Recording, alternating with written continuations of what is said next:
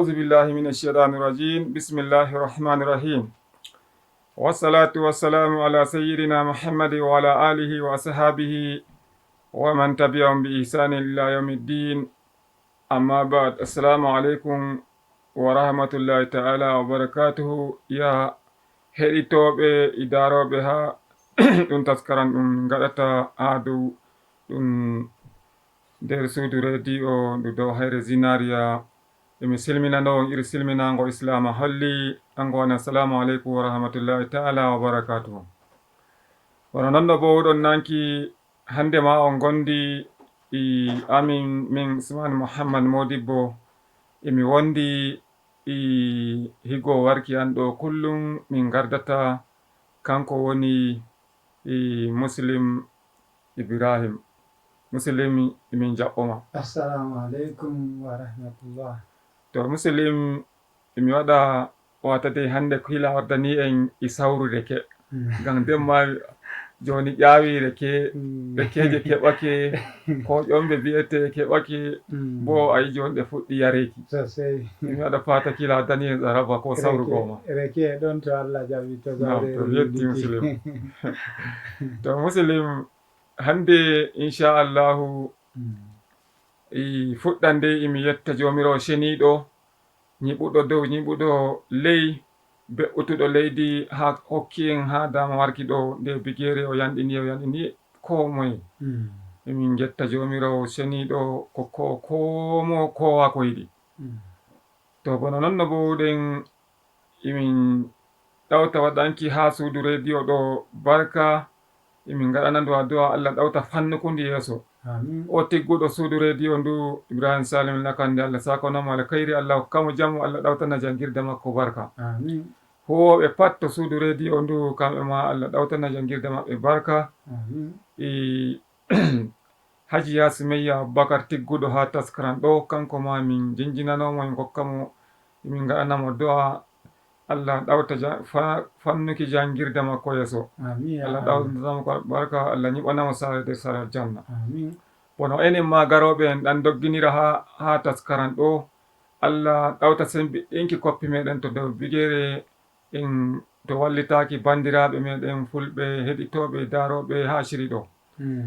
To Muslim inchallahu hande miɗi daren hunde ɗo hunde ɗum mi yiɗi hande daren kanjum woni heɗitoɓe mi waɗa fata dey ɓe nanamin ko moye fiɗɗanoru mum nana ha komin bolwata ɗo to noddoway hay noddowa to dow haalanma komin ɗiwitata komin jadata ɗo hande kanjum hande to en daari en taway hakkunde te'oɓe kamɓe goni wato hande a taway ha ɓiɗo debbo ɗo sey a ɓanyi ɓiɗo debbo a taway dennoma ton to wuro dañowo makko kamin ɓaŋamo o yaha wuro goriko a taway imo yara imo nyama fat ko nyako makko nyamata, imo yara fat ko dañowo makko yarata. Amman ton to o wari ha wuro goriko makko sey o wi'a e kanko o nyamata ɗum ɗon o yowana ha goriko makko jaha jangangel goɗɗo gara ɗum okkuma bone nder duniyaru ay semti natti goɗɗum ha ulayi sabi e ma kami toro en gi Allah enen amariya en ɓangeteɓe e ɓango kowa hula Allah bo'inana rayuwa mum dañoɓe kowa hula Allah waɗa ka jonnugo ɓiɗɗo mum e waɗana ɗum wa'azi ɗum nasito wa'azi ɗum woni ba ɗum daro ɗum saha ginta saha e bala no kollirta ɓiɗɗo maɗa sabi e ma kamimma mi ɗuɗɗinta boliɗe ha mi daro ɗo ɗum Allah ɓeydanma en gonga ɓeydanma en imani. Assalamu aleykum. Muslim min getti wato Muslim min getti wolinde maɗa mi yiɗi mi waddana ha iri ɓenɗon ɓe ha sana'aku ɗon mi yiɗi mi waddana ɓe ha qissa goɗɗo ɗo ngam qissa ɗum ampanoto pat kulowo jomirawo kulowo jomirawo gaskiya ɗum ampanoto gorko be debbo wato qissa ɗum mi yiɗi mi waddana en ɗo kanjum woni ɗum goɗɗo ha Modibbo o de kere o nyamirta imo wodi ha rewɓe tato ɗo imo wodi yeri en tato andi woɓɓe ɓen ha no nyamirta e saɗi saɗi ɓe nyamirta. To daga ɗon sai o yehi ha o yahani ha goɗɗo modibo mawɗo ziyara o hewnoyimo yaadi ha sobaɓe makko o yaadi de o yaadi ɓen ɗon higiraɓe makko ko sobaɓe makko ɓe kownoyi on ɗon modibbo o wari o hootay on ɗon modibbo hay o wurtinoy o hokkimo ki o wi ha ki ɗo o hokkimo mota de o hokkimo ɗum ɗon mota sai o wi malam wane mi yetti amma mihin mi wala ceede ɗe mi jogorto mota mi wawata jogaki mota sembe a yarayi jogaki mota amma mi yetti joni ɗum mota mi soray ɗum ta wi o ko mi wi'amaka daga ɗo o wima min na mi hokkima mota ta sori ɗum ta ali ɗum a entina ta hokkitir ɗum mana min mi hokkima daga ɗon sai o dilli o daraki sai ton to soroɓe mota de o yehi sai o wiɓe fara mota ɗo wadde o soray to ɓe godi ceede ɓe sodan to bo kadi ɓe soranay mon to ɓe wimo malam minon ɗo ta wi a yawa joni giɗɗa ha ceede ɗe min a heɓta non no giɗɗa to bo a heɗitoto o wi'a a kanko ɓe soda mota daga ɗon ɓe sodi mota ɓe kokkimo ceede makko ha o saliri sare makko o hokki higiraɓe makko o hokkiɓe o sali wuro makko o yehi o noddi yeri en makko o wi yeri en gari ɗo kamɓe tato o wi ɓe gara ɗo de ɓe gari sai o joɗɗini ɓe ha bige goɗona o wi ɓe to pat ɗume giɗɗon ha to cuuɗi mon ɗi ko giɗɗon joni ko giɗɗon onon joni ɗume to on keɓayno ceede da ko giɗɗon ɓe mbi ay kamɓe ɓe moƴƴina ha cuuɗi maɓɓe ɓe giɗi daga ɗo wi to ko moye suudu muɗum da misali hannoyi moƴƴinta ndu ko wawi ay kaza moƴƴinanta suudu kaza moƴƴinanta suudu daga ɗon sai o hooci ceede ɗe o hokki kowa de o hokki ɓe kamɓe tato daga ɗon sai ɗiɗo sai jangi ɗen ɗon ceede wargiday tokkuɗo on sai jangi de o jangi ɓe jangi amariyajo sai wi kan hoccata fayere ceede o wi o hoccata o wi malam ceede maɗa mi hoccataɗe o wi gam ɗume o wi raru malam non no nyamirten de ker nyamirten hayta ɗiwitaniyan to toye keɓoyɗa ɗe ceede maɗa ɗe ceede bono ni meɗayi miya a heɓoyi ceede bono ni hayta yecciyam to toye keɓoyɗa ɗe ceede den mi janga daga ɗon sai o wi alhamdulillahi o yetti o yebbimo o wimo Allah sako alheri amariyajo Allah waɗanmo barka Allah sakonamo alheri ɗe ceede goɗɗo higirawo an goɗɗo modibo mi hinno hokkiyam mota mi yaali ɗo mi sori ɗum kañum ɗum ceede ɗen wonɗon daga ɗon o jangi ɗen ɗon ceede to joni ɗum issa kanjum mi waddu ɗum ngam iri yimɓeji sai tawa goɗɗo kawai dottijo makko ye heɓoyi jawdi ɗo fal o wannayi iri ɗume bincikatako kawai sai dottijo makko to ha waddanimo jawdina o jaɓay tan o nyamata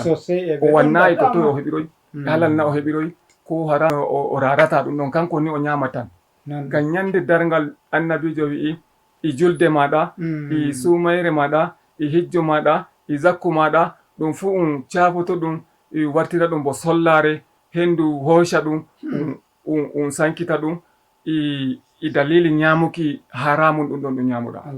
to non jomiro annabijo wi'e nder hadisire mon seninde to saboda majjum heɗitoɓe onon ma on nana hami komin bolwata ɗo min kokkay on dama mon onon ma joni noddo on bolwon tutton ha albarkaci ɗelleji moɗon raw moy won dow lawol assalamu aleykum assalamu aleykum wa rahmatullah amin wa aleykum salam momin gondi amin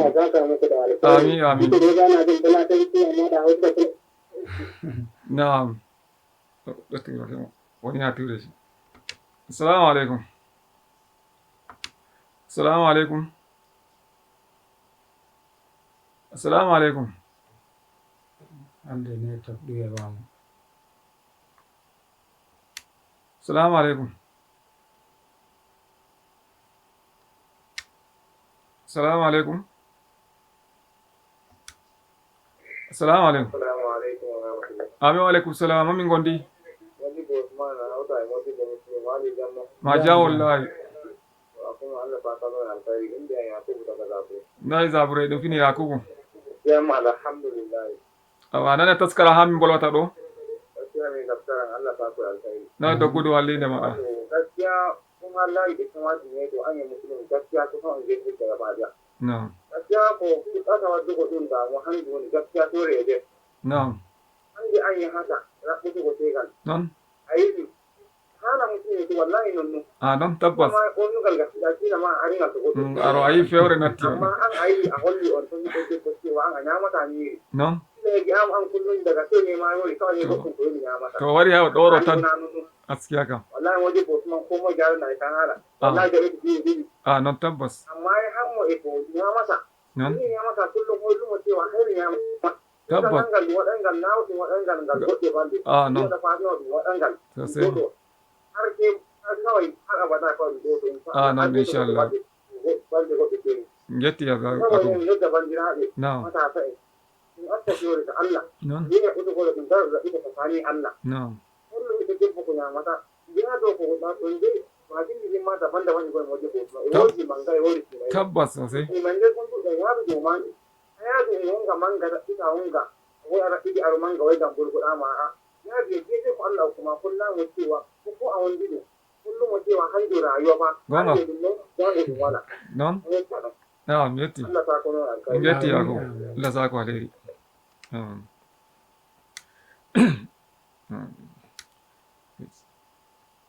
assalamu alaikum assalamu alaikum Assalamu alaikum wa rahmatullahi. abi wa alaikum salam min gondi Allah rene wadi Bosman. hewnima moy kay No wali na tawri Jawal. wala mutube. jam walla gude sari Jam alhamdulillah ke de jami hona mutube no. ay mo namma kanuma ya alheri Masha Allah. De Muhammad Sani da bai. to noy zabre ɗum finiri Jam ta go alhamdulillah. to usefa Gaskiya on gaddi ta karama to mawdan fa daidai duk lokaci gore da ummani bukiri da ummani ke. ta non ɗum wayi sabbos Gaskiya alhamdulillah wato ne hudu duka da ne ga nam sai yau kamata to sai sabuwa ne suka moda yi da dabbo to lalle da kuma cewa an andi mu nam kuma suka ce wannan holli wan cewa o ga da mu mu mawda kaza kaza to yau andi wan giye sai ko ga mu ran ta tawre gaskiya kam tabbata ya kuma andi mu saboda nan ta kuskura ja to kuma ko idin yau da wannan ma a non ɗum yalle ne dai da ne ga da gidan don sannan ham da suka ɗin ka da gidan da kai da yanzu wallahi ko hula Allah to sai ta wasu ba ta Allah ya da ba da mun da ga ta do gidan kan ji kin san ga kiyo non ɗum andi awa mata amma kuɗi ba non ni ne da ku awa ta wallahi ko kai kullum ka ga kama ka da andi awa ta sai yoka a gaskiya kam shiru kawai non tabbas ai ma da Allah wani kullum a yawa dubu goma yi ma dubu da shi ba non ma mu wani da ma dubu na in kuma ta dubu da sai a yi ma da a no yakubu a dubu da insha Allah sannan kada don an kuma mu anda cewa fa sai ganga don ga wata fara wato tsakani da Allah har abada insha Allah non tabbas sun wanda gudun niyya da ya ba non da ma ci su gabe radio e worde gaba go mu da Allah don anda cewa sai galba an gal wani kadar har aljanna insha Allah non inshallah wanda kuskure sai ko tibi tabbas saboda nan ya kamata ya kuke na kan da tsaf dan No. kuke sakamako go insha non Allah min getti Allah lami da wannan mu da ja amin awa assalamu alaikum assalamu alaikum amin wa alaikum salam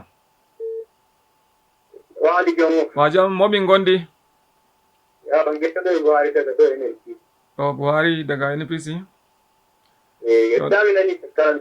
galatan da gaskiya na'am na'am ne ni ke ka Allah shirye amin ni ne din tarare ai su kawo din ibere yin gaba daya kusan igiya da hoci ka hu ne nan bolon gudu wanda ta fare mata da na'am su ba ga an di mata wuro da an di koyi har da wani ke non amma ya bi on gadi ke gal kai dia ay o wara wi ko ma igiya mo wala ka han ko kai bana wanda ta fare ko mala o nyamata ɗum ɗon bo kañum o nyamano ha wuro maɓɓe ya no ko banya mata ta wata ni mo dan kadi mo ya mo o yanta ɗum o nyamata no ɗum da da kina ki mare yawo Allah adin bo ta wata ni mo ta da ni mo ko to ka hem ya he mo ma he ta liya ka indomi to to ayi bo anya Allah shi ne amin amin amin Allah ko ina nan mo don ja min getti buhari Allah saka alheri awdi assalamu alaikum assalamu alaikum amin wa alaikum salam Imam Ibrahim modi usman ko boloydata ɗo kuna magana da mutala Suleiman da ganda don kowa mutumin barka da aiki Suleiman barka da da kwana safiya tan barkan ku yaki hakika muna jin daɗin kasancewa da ku da No. irin wayan da kai da kuke Allah ubangiji ya saka ku da alkhairi amin amin amin amin ina ga da yana ji. ya amaryan. Da amin. Assalamu alaikum. Wa alaikum salam. Moy min gondi? Ibrahim Ahmed daga Holbi baba yanzu. Noy holdum finiri. Zan kame modo. Tami hawnima. Wanda la'alanan ni ba. A gaskiya ne mutakan saboda wajen ya fayar da ni. Na'am? Ini ne mutum bai ko ya je na fayar da magana magana da robe. Ai ya suka ce ko mun ya kuma ko. Nan. Mun ya mu ko ya kuno ya manyiri. Nan. Amma su hoji mu sai ya mu ya mata hannu. To kanyin dun ai. To ai shi ne wanda kai kan fara da hoji. Wai mino ha min giya boba. Daga sharel ko kan tefo mo on ko dabo mo on ye febani mo sosai fi ayo kan raka za ko wodi kanji waddi non dum to an ga rana ba ai kanko ko mo ai kanyi no mengi kambe be ma tarari be gala laifi banye ta bangare gan gori ko arti ye febani mo wi ay kan ranya mata kaza kan wodi kaza kai wodi kanji waddi wannan don kan mina mafi hakuri non yawa anani ba kan ko dabo har ganna mara ba yawa anani ko nonu in saboda rage ko ka ta ko din goma yawa walwo gonga kawai ya wani gonga kana wuce bari goma nonu amma gada wani jarji ba da gada ko ba da dabo wani abu tsoro ma biya mu tsoro ma ai an fodi na hore mada tabbas wana nonu amma da mutum ne gonga Allah fa tuma gonga nonu Allah wallate amin ya da Allah da mai ka amin min jetti in wani Ibrahim ba ban bi da ba wani ne ya da Allah to mi hawni ma kinna jambi assalamu alaikum wa alaikum salam mi hawni ma momin gondi wani jamma shan ya yake na bi jawo wala shaddu NNPC wannan mutum gudu da Abubakar da NNPC to min ko no ma NNPC dum finira Abubakar ja alhamdulillah hawni ma ya ga gari ne dan wai dai kai Allah ya waye da daidai amin Abubakar wani tsakanin Allah laifi ne ba daga warga nan do Uji pido ne di bayani kawai da gwata kawai ya da nan kawai da muhimma wannan ba ke shikenan Abubakar an kai ya wai kariya fure take ai ba ta yaya nan do sosai wato saboda nan ta yi goma kawai ya dan mai goma kawai to muhimma to ke da kafta gonna nan dun gonga ma Abubakar la da kana ya ne ga kan ja amin kawu assalamu alaikum assalamu alaikum wa rahmatullahi wa alaikum salam ni walidan jam murtala fini ja zai ta ga ji sallumo jawo wala shaddu Allah ta kula alkhairi ina muku fatan alkhairi hul da sai fa gaskiya ka ina ma muku fatan alkhairi ka takaita lokaci ya kamata a cikin da zamantakewa abin da kuka samu ku yi amfani da shi kar a ce wai dole sai mun amfani da wai dole wai kin ga wai suna amfani da wani abu ke ma dole su yi da shi sun daga Allah zai ta ku na wani abinci ko wani abu ku ci ku ya kuri da wannan sun daga mana hannun murtala ka ya kuri ka takaita mun gode to jama'are ɓe ƴettani min juuɗe ɗo min daroto komin bolwi ɗo boɗɗum Allah hokkayla daga bogo muslim da karshe mi hona Suleiman Allah ɓeydana yaluma jam assalamu aleykum min Usmanu Modibbo Muhammad mi wiyaɓe assalamu aleykum wa rahmatullahi ta'ala wa barakatuh